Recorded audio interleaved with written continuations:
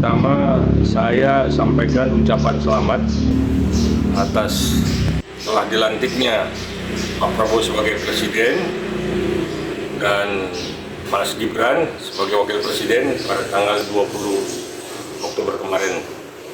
Dan saya sangat salut dan bangga pada Pak Prabowo yang begitu gigih dan tidak merasakan capek untuk berjuang karena untuk kepentingan rakyat. Dia berjuang, nyawanya pun diberikan kepada rakyat, asal rakyat bangsa Indonesia ini bisa maju, bangsa Indonesia ini bisa jaya, dan bangsa Indonesia ini bisa setara dengan bangsa-bangsa di dunia lainnya. Kita semua tahu tidak bisa dipungkirin kalau Prabowo itu orang pintar, orang cerdas, dan orang yang selalu ingat akan jasa orang. Ya. Jadi kalau kemarin pun dia pidato mengingat perwakilan negara-negara sahabat yang datang, itu satu persatu ya dia jelaskan dengan posisinya tanpa dia ada keraguan, persis, fasih, dan luar biasa. Jadi di situ kita lihat bahwa Pak Prabowo ini adalah orang yang cerdas dan orang yang memang gigih dan orang yang memang pengingat. Ya, kenapa Prabowo begitu ngotot ingin menjadi presiden? Memang Prabowo ini satu dari orang tuanya pun memang sudah menjadi pemimpin, kakeknya pun sudah jadi pemimpin, dan kalaupun dia memang ingin jadi pemimpin, saya pikir itu memang sudah garis tangan, ya, garis tangan bahwa yang di atas itu sudah menentukan kapan Prabowo jadi presiden. Dan benar-benar keinginannya itu hanya bagaimana mempersatukan Indonesia, bagaimana membawa Indonesia ini setara dengan dunia lain, bagaimana Indonesia ini bisa menikmati hasil kekayaannya. Makanya dalam pidatonya itu, ya, pertama dia akan mensejahterakan rakyatnya. Dia akan mengejar, ya, ini dalam penegakan hukum, ya, dia akan mengejar para koruptor sampai ke benua Antartika pun akan dia kejar. Artinya ada keinginan keras bahwa negara ini harus memang mempunyai satu ketegasan, ya. Karena kita negara hukum, maka siapapun pelanggar hukum akan ditindak. Nggak main-main nih peringatan Pak Prabowo kepada pembantu-pembantunya. Pertama diingatkan, harus melayani rakyat, harus berjuang untuk rakyat, dan bagaimana memakmurkan rakyat. Nah, jadi memang kesenjangan ekonomi yang selama ini dirasakan itu karena memang tidak adanya penegakan hukum. Nah, kalau hukum udah tegak, ya, semua pelanggar hukum ditindak, maka berangsur-angsur, ya, kesenjangan ini akan pulih dan kita akan memasuki apa yang diprogramkan dengan Indonesia Emas 2045 nanti. Jadi jangan main-main dengan Pak Prabowo. Dia tegas dan dia tidak main-main. Kalau ada yang melanggar hukum pasti ditindak.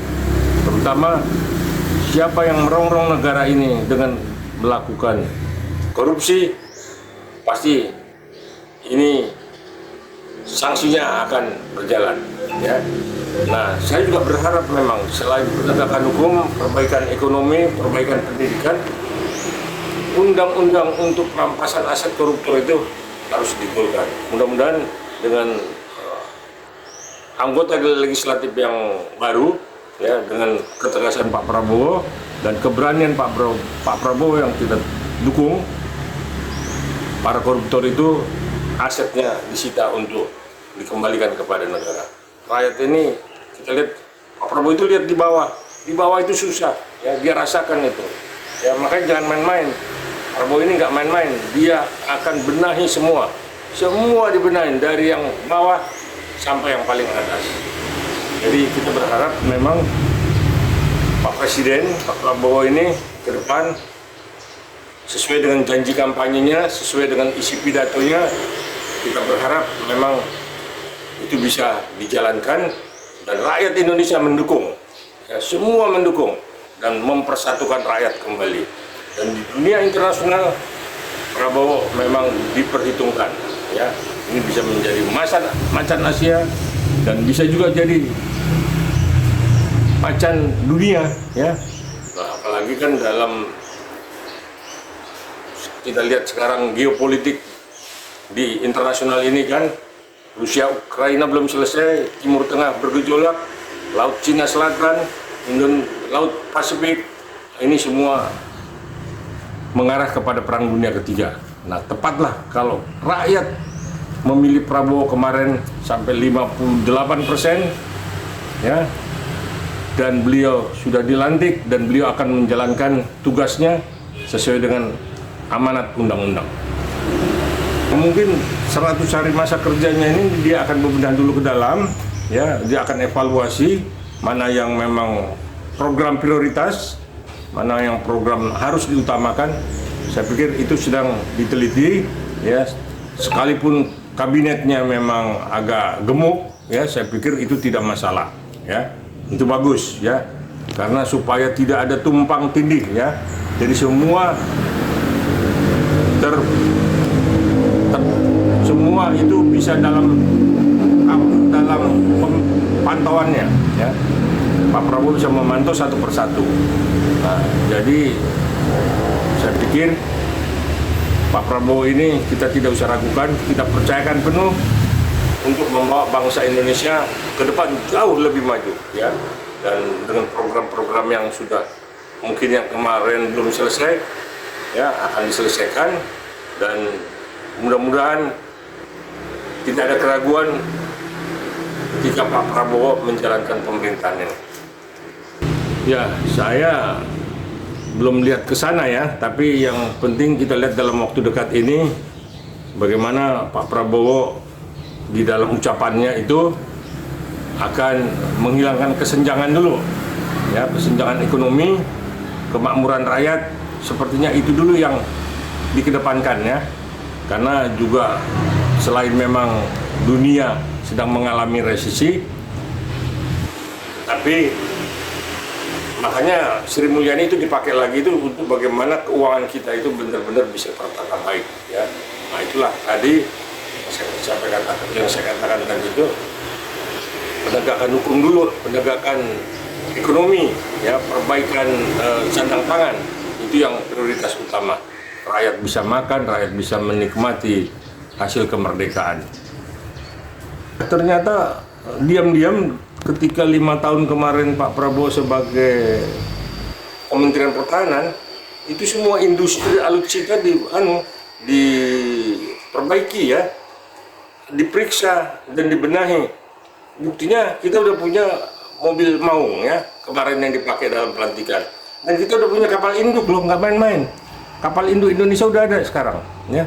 Nah, itulah yang memang kita lihat ternyata 5 tahun kemarin Pak Prabowo itu membenahi kekuatan angkatan perang kita, membenahi alutsista kita, ya. Karena nggak main-main, kita ini berhadapan dengan negara luar yang memang nafsu dengan Indonesia, ya, ingin merampas Indonesia, ingin masuk memperandakan Indonesia, ya. Nah, inilah kekuatan Pak Prabowo ini tampil, ya, sebagai macan Asia nanti, tetapi kita untuk tidak ketergantungan dengan negara luar, ya, artinya semua kebutuhan alutsista kita sudah mulai dibenahi. Nah, mudah-mudahan tidak hanya alutsista nanti, semua dibenahi, ya. Dan saya yakin betul 5 tahun ke depan nggak main-main, ini pasti semua berjalan baik, ya. Maka Sri Mulyani digandeng lagi dan semua kita lihat di kabinet itu orang-orang pintar juga, ya, orang-orang yang sudah pilihan dan staf khususnya juga nanti orang-orang pilihan. Nah, jadi kita tidak ragukan lagi, kita percayakan 100% kepada Pak Prabowo untuk membawa negara ini jauh lebih maju lagi. Lah, itu orang-orang yang pecundang aja yang kalau dibilang ini memakai gaya baru, orde baru tempo hari ketika zaman Soeharto. Tidaklah, ya. Pak SBY seperti apa, Indonesia juga baik, ya.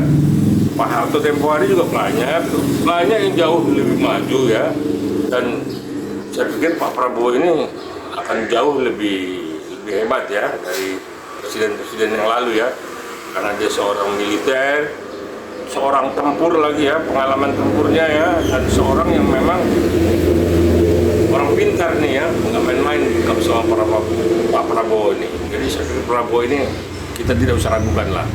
Semua industri, semua sandang pangan, semua kebutuhan rakyat akan menjadikan prioritas.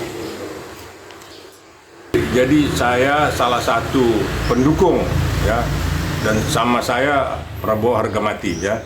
Maka saya bicara di media, di TV, di mana Prabowo is the best ya, tidak ada duanya.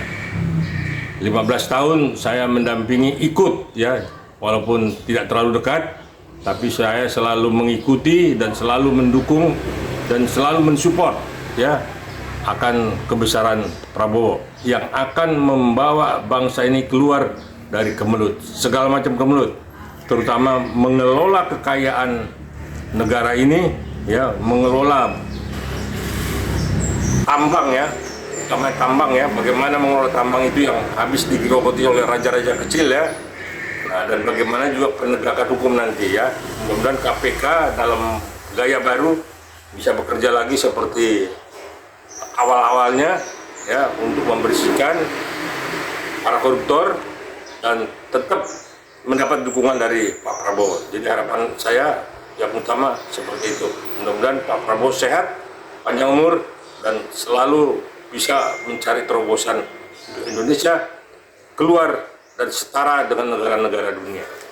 Ya, saya pikir nanti juga mafia peradilan ya, dengan penegakan hukum semua akan berjalan otomatis itu ya. Mafia peradilan juga diberantas ya. Itu oknum-oknum di kepolisian, oknum-oknum di kejaksaan ya, oknum-oknum di peradilan. Itu semua nanti pasti satu persatu diberesin ya. Jangan sampai kita jual beli pasal ya. Saya sebagai praktisi hukum miris ya, sedih ya. Semua dihitung dengan rupiah ya, semua dihitung dengan dolar ya.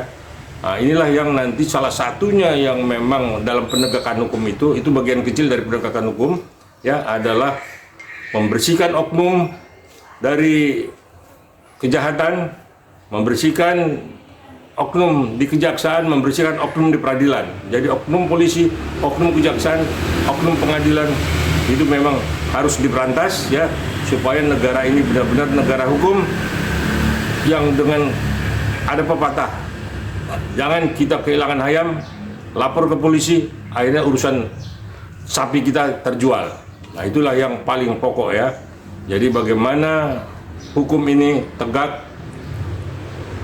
tajam ke atas ya, dan tajam ke bawah. Jadi tidak, sekarang ini kan ada pepatah tumpul ke atas, tajam ke bawah. Nah, ini penegakan hukum tajam ke atas dan tajam ke bawah. Jadi semua negara ini berlandaskan hukum sesuai dengan negara kita adalah negara hukum.